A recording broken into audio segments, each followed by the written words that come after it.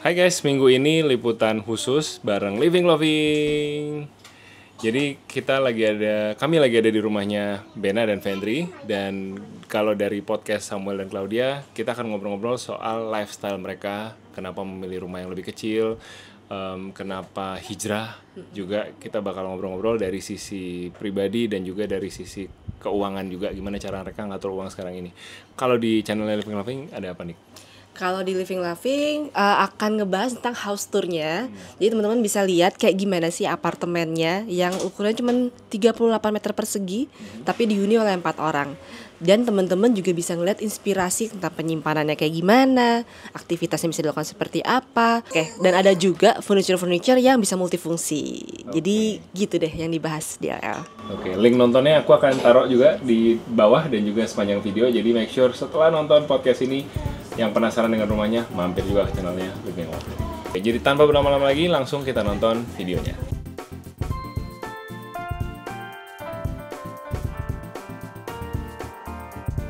Bena dan Fendri, thank you hari ini udah dikasih main-main ke rumahnya. Thank you Living Loving juga udah facilitate kita, udah connecting kita. Mungkin buat viewer yang belum kenal kalian, meskipun sudah terkenal sekali, boleh dong? Boleh dong kenalan sudah lebih tua kayaknya gitu berkonten ya. Ya, nama gue Benazir Rizky Putra atau bisa dikenal dengan Bena Kribo, meskipun sudah tidak Kribo. Saya Fendriana, istrinya Bena. Kita sama-sama konten kreator. Oke.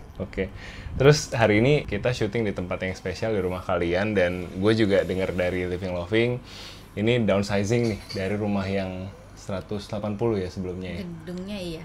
Ya, luas bangunannya ya sekitar 170 180. Tanahnya 150. Kenapa sih kalian memutuskan untuk memilih lifestyle seperti ini? Kalau ngelihat rumahnya tuh kayak ini keluarga baru harusnya yang tinggal sini, tapi ya anaknya udah 2 nih gitu. Iya, kita anak sudah 2, sekarang kita pindah ke apartemen berukuran sekitar 37-38 meter persegi ya. Wow. Ada apa tuh? Ada apa? Intro lagi. Apa yang terjadi?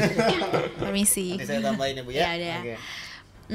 Jadi ini ada 2 perspektif aku ya Mas nangkepnya gitu. Yang pertama memang awalnya karena anak sakit nih.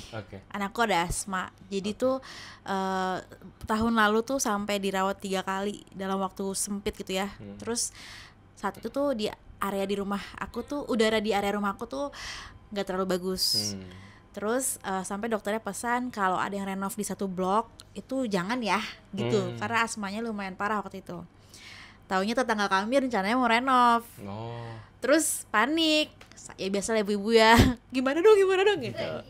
Terus akhirnya aku sampai cari-cari rumah kontrakan gitu supaya bisa keluar dari situ. Saking nggak mau anak aku kambuh lagi gitu. Ternyata ada ya tempat yang belum dipakai gitu. Apartemen ini. Jadi tuh ini sebenarnya apartemen waktu Bena belum nikah nih. Awal-awal nikah kita tinggal di sini cuma 2 bulan. Aku hamil, mual banget ya pokoknya waktu itu, akhirnya pindah ke rumah orang tua. Dan ini kayak abandon lah, nggak diapa-apain gitu apartemen ini. Terus mikirnya daripada uangnya lari ke orang lain, kenapa nggak kita rapihin punya kita aja kayak gitu. Itu dari perspektif yang keadaannya seperti itu, praktis gitu. Ya, situasi Cami ya gitu, karena sakit tadi.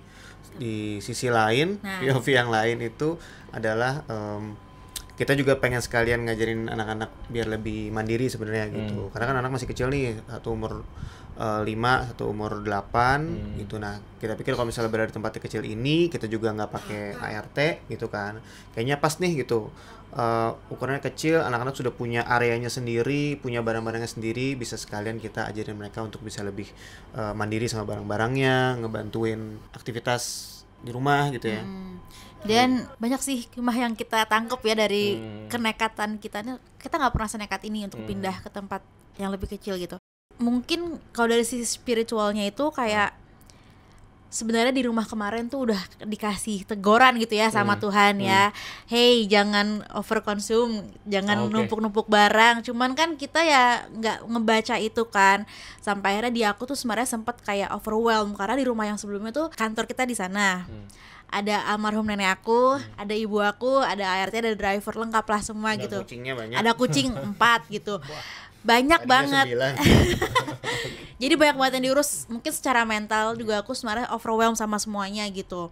Dan merasa tidak bisa mengontrol, padahal itu tuh di rumah aku sendiri. Kenapa aku tidak ada perasaan gini, aku merasa kayak tidak becus gitu loh mengurus rumah saat itu ya, jeleknya tuh kayak gitu. Padahal kan sebenarnya mungkin kalau misalnya aku mau atau kita mau lebih sering decluttering atau lebih menjaga pengeluaran, mungkin nggak akan kejadian seperti itu. Cuman ternyata Tuhan tuh kasih kita tuh kayak ketokan yang lebih keras lagi lewat anak sakit yang akhirnya kita nengok gitu. We have to do something gitu. Nah akhirnya disitulah kayaknya aku pikir kayak, oh ya ini jangan-jangan root cause-nya tuh memang di habit kita yang dulu gitu. Makanya akhirnya sampai detik ini kayak mau nangis deh. Sampai detik ini kayak kita bisa juga ya kayak keluar dari kita yang dulu. Literally gitu loh, bener gimana sih cewek yang kayak kalau belum pakai baju yang beda di setiap acara kayak gitu loh, tipikal kayak gitu. Terus dia juga beli gadget apa perintilan, ya kan kalau rumahnya segini mau taruh di mana, ya kan? Maksa untuk ya mikir bener-bener sebelum beli gitu jadi kan. memaksa untuk kita. Betul. Jadi kita secukupnya aja gitu. Ya dan ternyata downgrading gitu ya, itu nggak seburuk itu. Ternyata malah banyak hikmah yang kita tangkap. Tadi ya anak-anak tuh lebih happy, ya nggak sih, lebih happy, kita lebih happy, lebih mindful, dan lebih ya mensyukuri juga gitu ya dengan apa yang ada di sini gitu. Jadi sebenarnya secara tidak langsung tuh ada upgrading juga sebenarnya gitu. upgrading in our mental side kali ya gitu. Udah saya. Udah. Aku takutnya kebanyakan ngomong, ini nangis nih. Oh ya, oke. Nah ini point of view-nya bersamaan gak sih dengan, kan Bena gue juga ngeliatin kontennya belakangan mulai lebih banyak bicara soal agama, lebih tentang perjalanan spiritual lo gitu. Itu momennya bersamaan? Atau boleh sebut hijrah gak sih? Gue kan non-muslim, gak tahu salah ngomong. Kalau ngomongin hijrah sebenarnya tuh, kita tuh hijrah ini tuh dari 2019. Oke. Itu COVID kan ya? sebelum Pre-COVID ya? Pre-COVID, oke. Dulu kan kami ada semacam kayak media company juga ya, teman-teman mungkin tahu. Tapi akhirnya kami memutuskan untuk keluar dari company sendiri dan mulai lagi dari nol gitu. Mungkin aku nggak bisa menjelaskan terlalu detail lah gitu. Tapi ini itu salah satu momen di mana kita, alhamdulillahnya kita bareng-bareng nih gitu. Kita merasa yuk udah kita keluar dari ini dan kita mulai semuanya start dari nol. Gitu. Di satu sisi ya udah pas lagi momennya tepat, momennya emang lagi ya kita cukup ngerasa cukup di bawah lah ya gitu ya pada saat itu. Jadi ya udah kita memutuskan untuk yuk kita keluar dan kita belajar lagi yuk gitu. Kita kayak yuk kita mendekatkan diri lagi sama Allah yuk gitu. Sama momennya karena nggak semua suami istri kayak gitu ya. Maksudku ini tuh suatu kebersyukuran yang sangat gitu, karena ada yang istrinya duluan, ada yang suaminya aja, tapi Allah tuh baik banget sama kita. Momen itu bersama dan aku resah, dia resah saat kita ngomong barengan tuh yang kita pikirin sama gitu. Ayo kita mulai dari nol gitu. Ya, jadi udah nangis bareng terus maleman, terus besoknya baru kita mencoba membenahi lagi lah gitu. Kita hidup kita ini mau gimana nih selanjutnya gitu. Ya, setelah udah keluar dari ini semua. Mungkin semenjak momen hijrah itu juga kita yang tadinya planning tuh lebih ke duniawi gitu ya. Maksudnya kayak gimana ntar keuangan sekolah anak, kita mau apa, pelan, emang sih aduh pokoknya Allah tuh baik banget. Kita tuh pelan-pelan banget. Pas kita memutuskan kita mau belajar tuh tiba-tiba ketemu teman yang dia tuh tergabung di komunitas muslim untuk belajar gimana dengan cara gini. Banyak guru di luar sana tapi ini tuh caranya tuh kita banget, audiovisual banget, yang nyampe banget di hati kita. Kita jadi nangkep ngerti gitu. Jadi intinya banyak banget setelah kita lepas semua tuh pertolongan Allah untuk kita akhirnya sampai di titik ini gitu. Dan akhirnya di situ kita tuh belum bikin company lagi ya. Kita 5 tahun tuh nggak bikin company. Jadi bener kayak kita masih sebagai content creator, nerima job. Gitu ya? Kita berdua aja nerima job gitu. Ada 1 asisten. Terus belum kepikiran untuk hiring apa-apa belum. Dan itu tuh baru ada tuh di tahun 2024 kemarin. Akhirnya kita bikin company lagi. Tapi itu juga kita ubah visinya sesuai sama value kita sekarang kayak gitu. Kalian ada rasa takut finansial dong pasti ya, tadi nutup perusahaan terus mengubah lifestyle gitu. Itu ada kayak ini gak sih planning secara tertata gitu, oh kita harus nabung segini nih, harus punya dana darurat segala macam gitu, atau walk by faith gitu? Awal-awal sih nggak segitunya, nggak ada sama sekali gitu. Malahan mungkin tadi sedikit tambahin ceritanya. Jadi waktu itu juga triggernya adalah awal 2019 itu kita diajak saya diajak umroh sama orang tua gitu, dan waktu itu tuh pas banget kita lagi nggak ada nih uangnya gitu loh gitu. Dan di saat itu kita berpikir ya kita sebagai seorang muslim kan biasanya pengen umroh gitu kan gitu. Nah ini diajakin sama orang tua, kitanya lagi nggak ada gitu kan gitu. Terus yang akhirnya ya udah karena orang tua ngajak, akhirnya dibayarin lah sama orang tua gitu. Nah di situ tuh salah satu momen yang cukup apa ya, ketampar juga, karena selama ini jadi content creator udah nabung segala macam tapi nggak pernah kepikiran untuk berangkat umroh gitu. Giliran lagi nggak punyanya kok malah kita diundang gitu. Ibaratnya kita diundang sama Allah untuk ke sana, jalur orang tua lah ibaratnya gitu. Jadi kayak ya ampun, gue jahat banget sih gitu jadi anak, bukan yang ngebayarin orang tua gitu ya. Biasanya anak tuh pengennya ngebiayain orang tua, tapi malah sebaliknya. Nah di situ juga yang jadi momen kita pas banget, itu beda beberapa minggu lah gitu setelah itu. Jadi kita pas banget ke trigger untuk berubah ini, atau disebutnya hijrah itulah gitu. Nah tadi lanjut ke yang si finance tadi, pastinya selama kita belajar itu awal-awal kita masih bingung lah ya, kita masih setahun pertama tuh kita masih banyak belajar, dan disitulah kita apa ya, pelan-pelan mempelajari bahwa ternyata ada nih yang kalau dari pekerjaan gitu ya, ada pekerjaan yang kita bisa terima, ada yang tidak bisa kita terima secara syariat Islam lah ibaratnya gitu.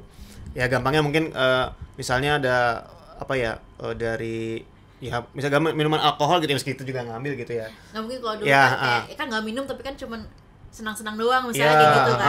Atau yang gitu. Misalnya bank konvensional misalnya gitu, kita juga nggak ambil gitu. Nah itu adalah beberapa hal yang akhirnya kita yang tadinya itu terbuka lebar banyak banget nih gitu ya, tawarannya masya Allah banyak banget, tapi udah nih kita nggak kita tolaknya satu persatu. Nah ini ntar pasti akan dapat gantinya, Saat kita meninggalkan, tawaran itu datang semua.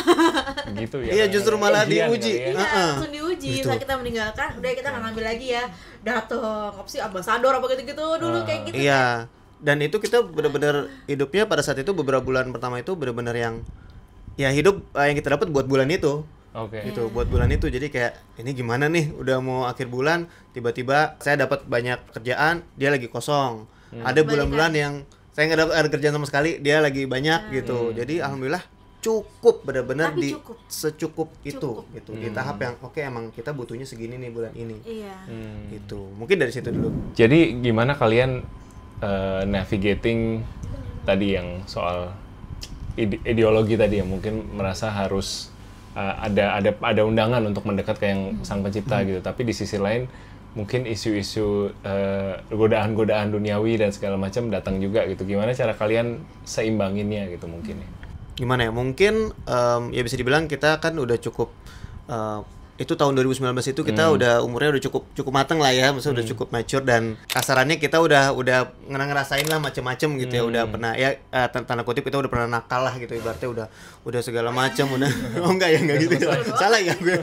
Maksudnya udah cukup tahu lah gitu duniawi gitu ya, apalagi kerja juga di agensi gitu kan, jadi udah banyak segala macam kita udah rasain gitu. Jadi kayak pas pada saat itu kita punya batasan-batasan gitu ya dalam segi dari sisi agama.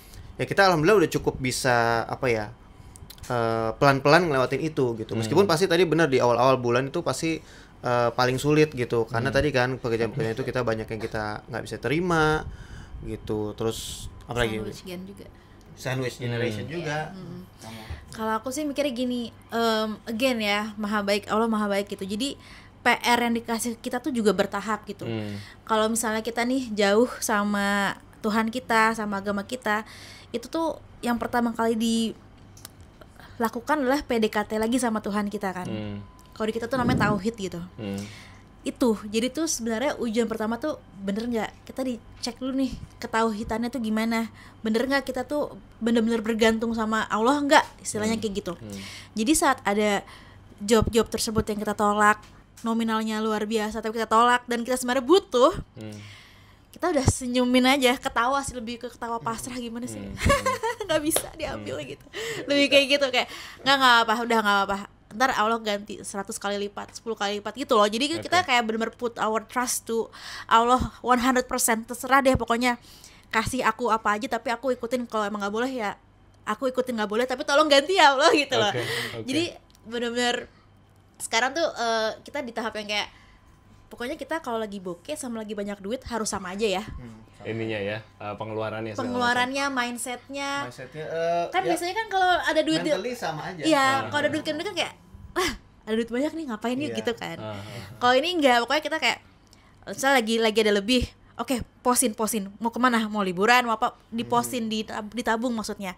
Tapi kalau lagi kurang, nggak cukup akhir bulan cukup gitu. Jadi kayak kita mengubah mindset kita tuh benar-benar, ya bukan berarti kita diem aja, nggak berusaha untuk mencari rezeki. Kita berusaha sebaik-baiknya, tapi kan ranah hasil tuh kan bukan ranah manusia kan, itu kan ranah Allah. Jadi ya udah, kita yakin aja pokoknya kita per bulannya tuh insya Allah cukup lah gitu. Ini menarik ya, soalnya kalau di yang gue jalanin dengan pasangan, kita kan frugal living, fire gitu kan, kami tuh nggak spiritual. Jadi yang kami lakukan tuh bener-bener ya nabung, dan memang dari penghasilan tuh kita gunakan dengan hati-hati gitu. Tadinya gue pikir tuh mungkin kalian ada saving atau apa gitu ya, ternyata memang ya udah walk by faith gitu ya, benar-benar bulan ke bulan atau gimana? Saving kalau bilang saving ada, cuman nggak yang langsung, ya maksudnya ada sih, ada aja, cuma nggak yang banyak banget gitulah. Habisnya ke rumah sih sebenarnya waktu itu. Ya bentar, jadi sebenarnya awal kita mau keluar company kita tuh karena kita juga pengen ngelunasin rumah. Oke. Ada kredit waktu itu, jadi kita niatin pokoknya kalau kita keluar kita buat lunasin rumah. Saat itu pengetahuan finansial kita juga belum sepaham itu, perencanaan bla bla bla. Jadi bener pokoknya lunas gitu. Ya udah, akhirnya udah lunas. Nah, baru berasa kan efeknya sekarang tanpa perencanaan. Jadi menurut aku tetap harus ada perencanaan, itu lebih baik. Kalau misalnya teman-teman di sini di fase yang kayak kita dulu nih mau hijrah, menurut aku sebaiknya tetap ada perencanaan. Apalagi udah punya anak kan, berarti udah punya amanah, yang artinya kita harus jaga amanah kita sebaik-baiknya. Jadi perencanaan tetap ada, tapi usahakan untuk melepaskan yang mau dilepaskan tadi gitu. Karena hutang itu juga salah satu yang utama untuk, kalau dalam Islam itu kalau ada uang emang paling utama diselesaikan utangnya duluan. Gitu. Jadi sebenarnya nyambung juga dengan si finansial gitu kan. Karena kalau ibaratnya udah nggak ada utang tuh kita hidupnya udah lebih nyaman lah, kita nggak ada tanggungan yang harus diselesaikan gitu. Cuma again perencanaan juga matters gitu kan. Mungkin ya kita mungkin dulu agak berlebihan gitu, langsung abis-abisan gitu. Cuma mungkin sebenarnya bisa kita bertahap ya, misalnya. Tuh, cuma waktu itu kita udah kayak gas udah langsung. Nah, itu pelajaran juga ya. Iya, pelajaran juga. Pelajaran. Gitu. Biasanya tuh kalau teman-teman yang baru hijrah atau baru menemukan nih jalan yang benar seperti ini, dia tuh langsung shifting 100%. Tapi tidak difikirkan lagi drastis. Mas aku ya karena niatnya untuk Allah bagus, cuman kalau misalnya dia sudah berkeluarga dan punya anak, jangan sampai jatuhnya kita zolim ke keluarga kita. Itu aja sih. Zolim berperilaku buruk lah sama keluarga kita kayak gitu. Jadinya tetap harus ada perencanaan yang matang, tapi again ranah hasil tuh ranahnya Allah gitu. Tahun 2025 ini kan banyak yang bilang ini no buy year. Jadi hashtag no buy year, jangan beli apa-apa tahun ini gitu. Might want to make 2025 a no buy year. Rise of the Buy Nothing group, which is exactly as it sounds. A way to barter and trade the goods you have for the goods you need or want. Everything from couches to cookware. We have 1.4 million people who are in the Buy Nothing. A no buy / low buy. People sharing items they are not buying. Ya mungkin reflecting dari rasa, mungkin ada rasa galau juga masyarakat dengan pemerintah atau dengan kondisi ya, politik sekarang dan segala macam gitu. Jadi kayaknya banyak pembicaraan seputar yuk kita temukan rasa cukup kita, yuk kita cari yang nyaman buat kita dan segala macam. Nah, kalau buat gue pribadi udah dari 2000 ya mungkin 2-3 tahun belakang, mungkin faktor umur juga. Tapi buat kalian ngelihat fenomena ini tuh mungkin mau bagi tips nggak buat mereka yang not necessarily yang mungkin mau hijrah juga, tapi mungkin bahkan mungkin yang non muslim juga gitu yang dengerin gitu. Jadi kayak buat kalian bagaimana pendekatan kalian tentang membeli barang, tentang consumerism gitu. Boleh juga share kalau ada cerita pribadi yang bisa di-share. Sebelum ke consumerism ya, aku lebih ke gini sih sebenarnya. Hikmah besar juga dengan kita pindah ke sini tuh adalah belajar memahami apa itu cukup gitu. Jadi bukan cuma buat kita berdua tapi buat ke anak-anak.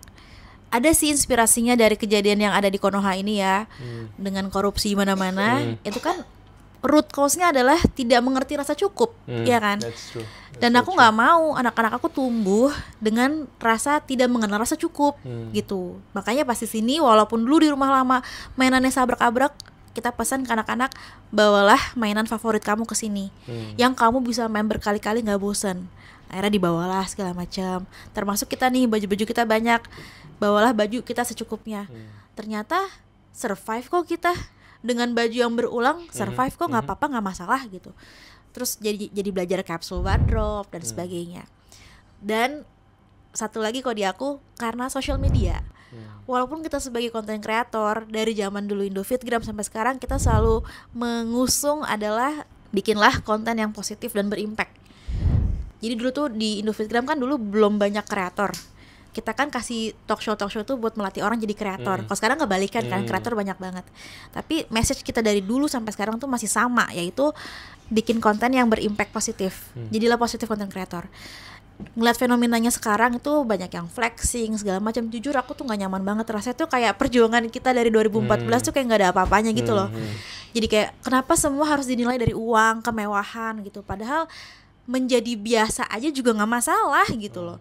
Itu sih, jadi dari mungkin lebih ke mindsetnya dulu kali ya. Kalau misalnya teman-teman bisa tuh memahami apa sih yang cukup buat kita, itu kalau itu udah paham, insya Allah kayak yang tadi overconsume atau belanja terus bla bla bla itu tuh bisa tertakis sendiri gitu sebenarnya. Gitu ya. Gue juga sering tuh follower bilang, Kosem Ciklo aku bajunya nggak pernah ganti, itu aja pakai kaos-kaos. Ini ada yang sealiran ya teman-teman ya. Dengerin nih. Kaos hitam saya ada 5 kayaknya udah cukup sih, sisanya luaran aja. Ya tapi kalau ada yang dikasih kita nerima ya nggak masalah. Oh iya, nggak apa-apa. Ya, udah, apalagi kita juga lagi banyak support produk lokal gitu yang itu juga wah itu banyak yang high quality juga tapi dengan budget yang oke banget gitu. Mungkin tadi sedikit nambahin ya, kalau dari kita mungkin saya percaya bahwa bahagia itu tuh sebenarnya bukan ya tadi nggak bisa dinilai dengan material gitu ya, dengan uang dan segala macamnya. Justru kalau bahagia itu menurut kita hidup dengan tenang. Tenang tuh maksudnya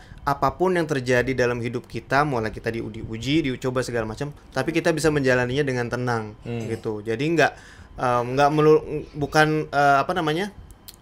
berdasarkan ada uang atau nggak ada uang gitu, tapi dengan adanya cobaan dan apapun itu kita tetap bisa menjalani dengan tenang. Kayak tadi kita bilang ya di akhir bulan kita lagi kurang, ya udah ketawain aja, nggak udah pasti cukup kok, insya Allah pasti cukup, pasti akan dibantu. Tiba-tiba ada job lah di akhir, di ujung-ujung last minute dan segala macam, itu alhamdulillah selama ini tercukupkan gitu. Sama satu lagi kalau ngomongnya secara finansial gitu ya, kalau menurut saya kita tuh nggak akan pernah bisa menjadi kaya kalau kita nggak pernah belajar merasa cukup gitu. Karena kalau misalnya kita nggak pernah merasa cukup, ya mau kaya mau sampai kapanpun itu seperti para koruptor itu gitu ya, ya nggak akan kaya karena nggak pernah merasa cukup gitu. Seperti para koruptor.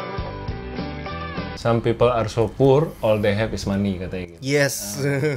Ya sekalian ya udah ngomongin rasa cukup buat kalian berdua apa? Rasa cukup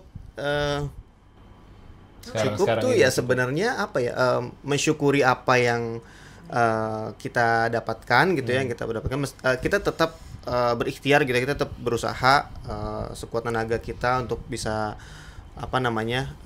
kerja lah ya, maksudnya kalau mencari nafkah dan segala macamnya. Cuma kita juga mensyukuri apa yang udah kita ditakdirkan buat kita juga gitu. Ibaratnya kita yang penting kita berusaha maksimal mungkin. Habis itu kalau di Islam kan kita berikhtiar, habis itu kita tawakal nih. Nah, tawakal itu tidak bisa kalau nggak berikhtiar dulu gitu. Jadi setelah kita usaha maksimal, kita berdoa, ya udah hasilnya kita Allah yang tentukan lah gitu, yang serahkan gitu. Sebenarnya sama ya, cuma nambahin sedikit aja, mungkin cukup itu tahu kapan harus berhenti. Kadang kita mampu nih, misalnya punya uang 10 juta, tapi kalau misalnya di angka 500.000 kata kita cukup, ya cukup gitu. Jadi tahu kapan harus stop. Sama kayak makan, kan kalau di Islam juga kan nggak boleh terlalu kenyang gitu ya. Jadi sebenarnya tuh selaras banget sama Islam sih kehidupan seperti ini. Jadi tahu kapan berhenti sebelum kenyang kayak gitu. Jadi ya tahu kapan berhenti. Oke, sedikit tentang rumah ini dong untuk closing. Jadi kayak mungkin cerita sedikit. Tadi kan sebenarnya ya memang ada apartemen yang siap dipakai gitu. Cuman pada saat kalian mendesain, membangun, apa yang ada di pikiran kalian? Pengen rumah yang seperti apa? Iya, aku dulu ya. Jadi pertama sih karena kita memang ini apartemen sudah ada dari lama gitu ya, dan kita tahu ukurannya memang sekitar tadi 37-38 meter persegi, dan kita juga sudah berempat gitu sekarang ya. Pelajaran sih dari kita di rumah sebelumnya, pas kita kesini ya, saat kita mau mendesain kita udah berpikir bahwa ini harus banyak memanfaatkan storage ya, memanfaatkan space semaksimal mungkin gitu. Makanya bisa dilihat di sini. Kita pengennya semua barang tuh ada rumahnya gitu, dan storage-nya benar-benar sampai atas itu ada semua. Jadi kita nggak ibaratnya nggak kalau kayak di rumah dulu tuh kita nggak tahu ini barang motor di mana, sampai misalnya toilet bisa jadi gudang gitu misalnya kita ubah gitu ya. Di sini kita mencoba memanfaatkan itu semaksimal mungkin.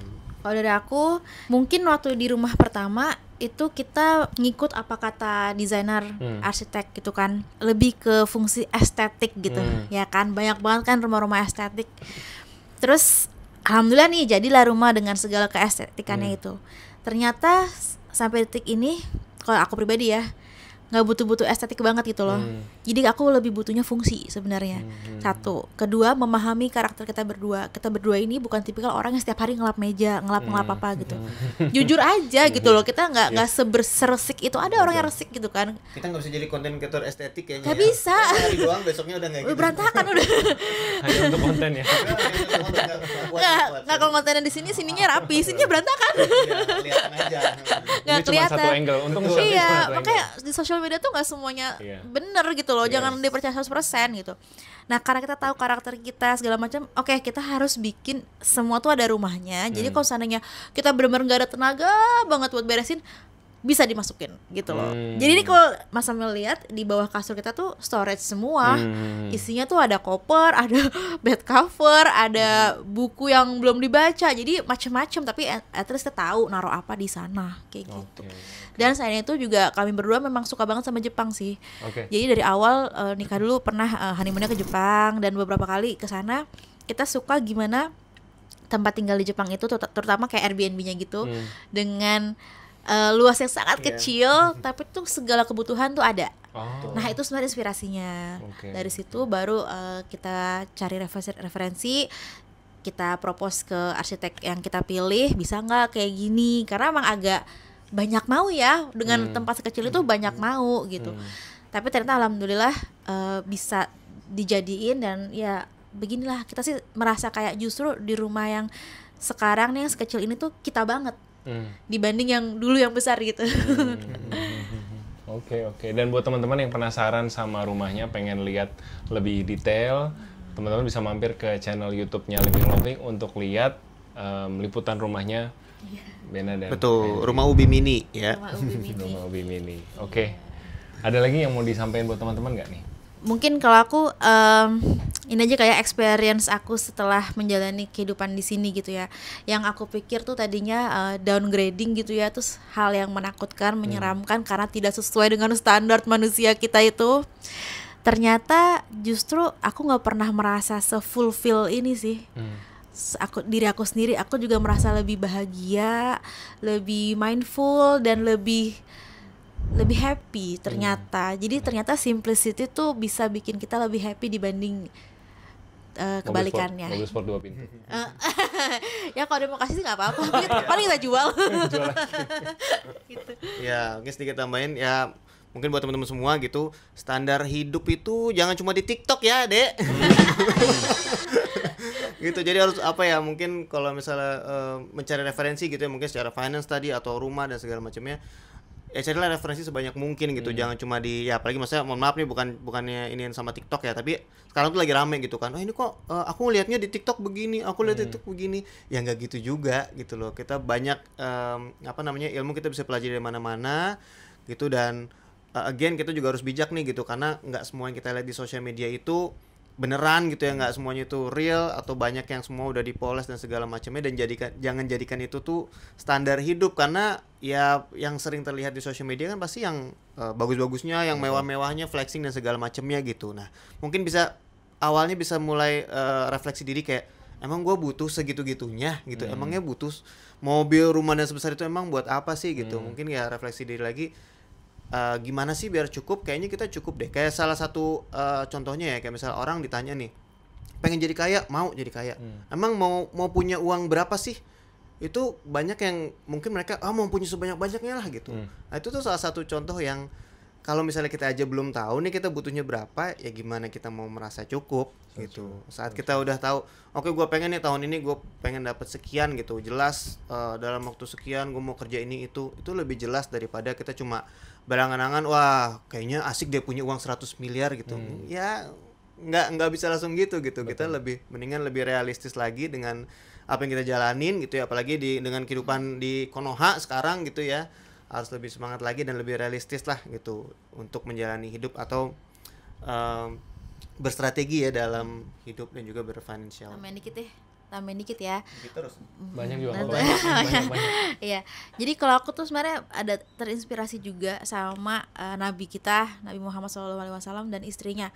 Istrinya itu kan wanita yang tersohor di kotanya gitu ya, kaya gitu loh. Dan dia mau menikahi Nabi yang saat itu tuh, aku takut salah lagi ngomongnya, intinya lebih kaya istrinya lah waktu itu gitu ya. Saat orang merasa cukup walaupun dia sebenarnya lebih kaya dari itu tuh hartanya tuh jadi bisa dimanfaatkan buat banyak kebaikan gitu. Justru itu akan bring barokah, berkah gitu buat kehidupannya. Jadi kalau emang tujuannya mau punya uang banyak silahkan, tapi untuk apa uangnya gitu. Apakah di kita cukup, kita bisa memanfaatkan uang kita buat hal yang lain yang lebih besar kah atau gimana? Dan memang reward itu nggak kelihatan kayak kita mungkin beli mobil mewah atau sepatu branded, tas branded, tapi tuh cuma di sini yang bisa ngerasain. Dan itu tuh nagih kan. Kalau misalnya kita habis berbuat baik atau berbagi kan feel-nya beda banget ya. Dan hidup dalam keberkahan tuh sesuatu yang patut dikejar gitu dibanding hanya sekedar uangnya aja gitu. Dan tadi gue suka kata-kata lo yang lo bilang nggak perlu ekstrim, nggak perlu kayak tiba-tiba drastis berubah sehingga jadi zolim sama keluarga gitu ya. Jadi sama sih buat ngatur keuangan juga, jangan tiba-tiba oke, budgetnya saya cut 50% gitu dari biasa budget senang-senang, biasa bisa ke kafe, sekarang tenda pecel lele saja gitu. Jadi gue selalu jahat ke dia soalnya. Boleh diceritain jahatnya gimana? Kita pernah di fase yang itu sih, maksudnya nggak lagi bokeh-bokeh banget, biasa aja maksudnya. Terus ya kita kan sekarang udah kantor nih. Ya pasti kan kalau sebagai founder kan ngalah dong ya, gajinya kan mungkin nggak full atau apa kayak gitu ya. Terus dulu tuh nggak ada tuh pos jajan istri jajan suami tuh nggak ada, sampai akhirnya kita dapat kerja sama financial planner gitu. Nggak ada mbak untuk kebutuhan suami gitu. Hah, perlu ya? Selama itu cuma kayak uang berapa nih, kita pokoknya senang-senang segini ya. Dan itu tuh dikit, karena aku mikirnya kayak ntar anak kantor nggak dapet ini, takut banget anak kantor nggak dapet, takut keluarga nggak dapet gitu lah. Akhirnya kita mengorbankan diri kita gitu. Emang perlu ya? Perlu lah. Isinya apa aja ya mbak gitu. Nah, buat cukur rambut, buat pulsa. Oh, akhirnya sejak itu aku bikin post baru nih, kebutuhan istri, kebutuhan suami.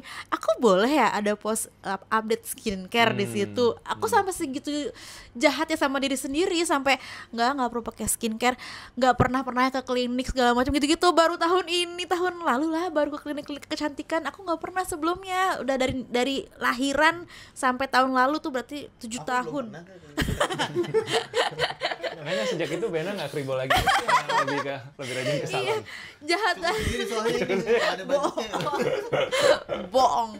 Iya, jadi jahat banget ya gue ya. Akhirnya sekarang udah ada kebutuhan suami, kebutuhan istri, kebutuhan anak, sampai ada banyak banget posnya tuh, ada 20 beda-beda. Pokoknya kalau pos ini ada uangnya silahkan kita makan-makan, tapi kalau nggak ada uangnya ya udah jangan dulu. Oke, itu tadi Bena dan Vendri. Thank you udah biarin kita main-main ke rumahnya. Buat teman-teman yang pengen lihat juga detail-detail rumahnya, sekali lagi bisa nonton di channelnya Living Loving. Aku akan link di mana nih, di kanan atas. Dan thank you so much for watching. Buat kalian yang suka video ini, jangan lupa subscribe dan share video ini juga. Juga bisa main-main ke channelnya Bena ya? Boleh. Ya boleh, Instagram saya Bena Kribo. Vendriana. Nanti kita di bawah juga buat teman-teman bisa cek-cek. Oke, see you guys next week. Bye-bye. Bye-bye. Maaf lahir batin ya. Maaf lahir batin.